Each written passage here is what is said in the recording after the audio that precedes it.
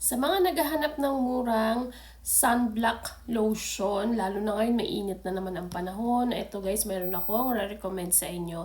Ito yung face and body na sunblock lotion. Whitening lotion siya. Meron siyang SPF 90 PA+++. Para ma-protectionan ka na sa UVA and UVB. Tapos, meron din siyang vitamin C. Water resistant siya, guys. Meron ka ng 200 ml. Actually, buy one, take one ito, guys.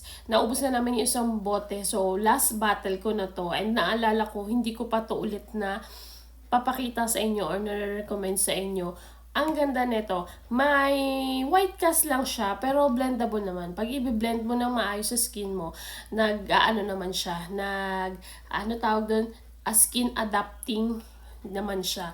So, ganito yung ano niya talaga.